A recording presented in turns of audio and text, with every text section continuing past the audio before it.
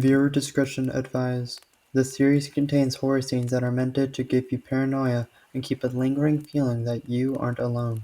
As you read throughout the books, make sure you remember that everything has meaning, and it was your choice to keep moving forward. Something in the Walls, June 22nd. The parents of Carlos and Maggie are out on their anniversary. Maggie is currently 14 and Carlos is 3 years older than her. They live in a two-story house with bedrooms on the top floor and everything else below. Carlos is in the game room playing God knows what. Maggie was in her room drawing on a tablet, listening to music.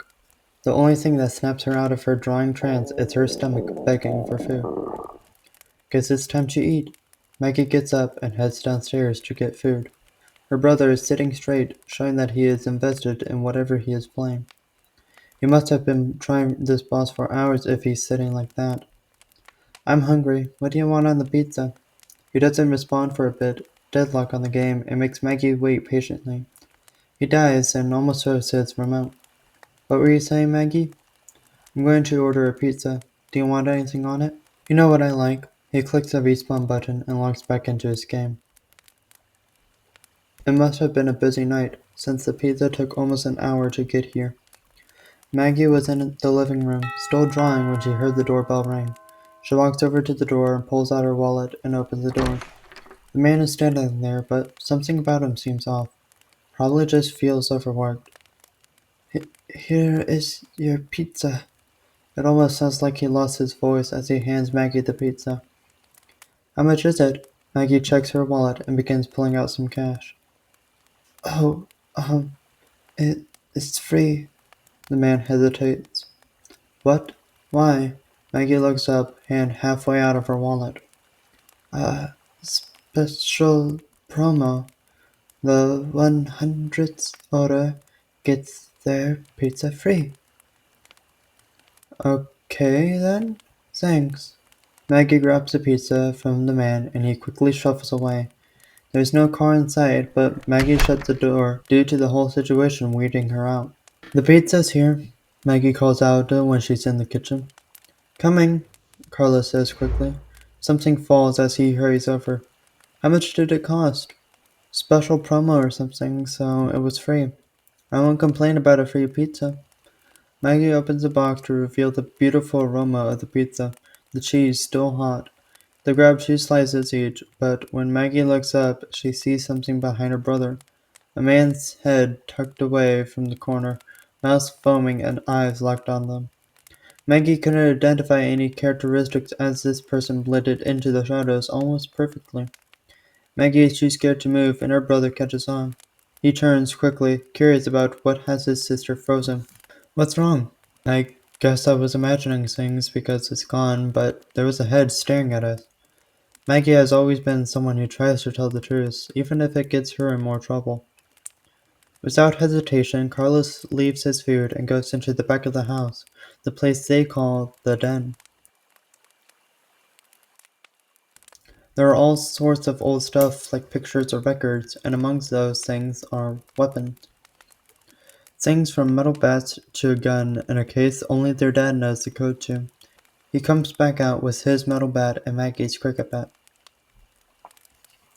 Let's go, he said, nodding over to the dark area. Shouldn't we call the cops?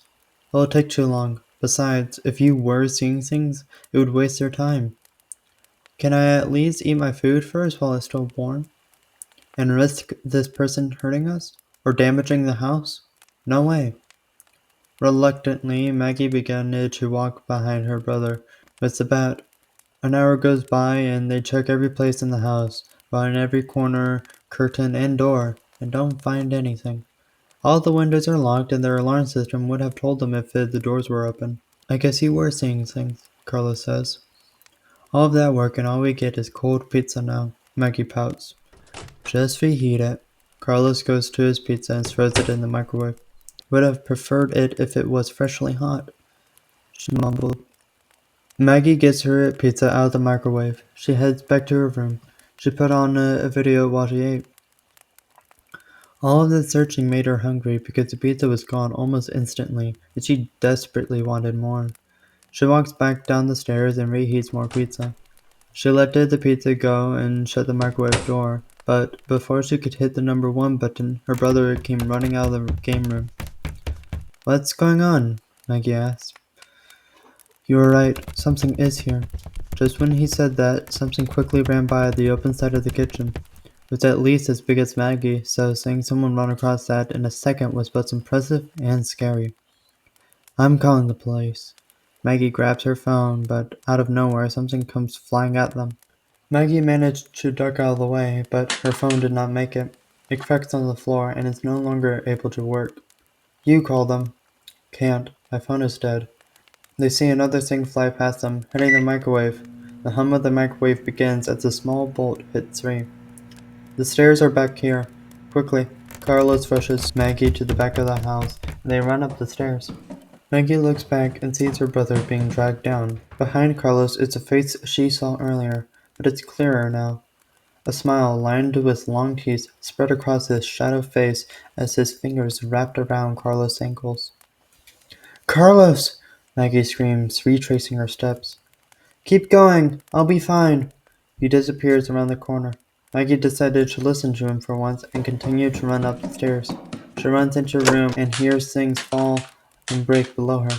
It suddenly stops after a loud thud. Maggie peers out of her room. It's right next to the stairs. She sees her brother limping near them, and she bolts out. Maggie practically jumps down the stairs, but Carlos catches her flawlessly. "Are you all right?" Maggie asks and looks at Carlos' face. It has blood covering it, but she can't tell whose blood it is. Carlos just nods. After a moment, he speaks. "Don't go to the living room." His voice sounds raspy. "Why? Is it still here?" Carlos shakes his head no. "Then why not?" Before Carlos can respond, the microwave goes off, screeching 3 times. The first beep, Carlos falls to his knees. The second, his body begins to bulge. Maggie doesn't stick around to see what happened during the third beep because that is not her brother. She runs into the living room and sees nothing but the after effect of the fight. Before Maggie can think, her head hits the ground as something from behind her jumps on her back. Maggie can't think straight anymore. The world is blurry and running 1,000 miles an hour. The last thing she sees before passing out is a creature standing above her. The last thing she hears is the opening of the front door as her parents come back.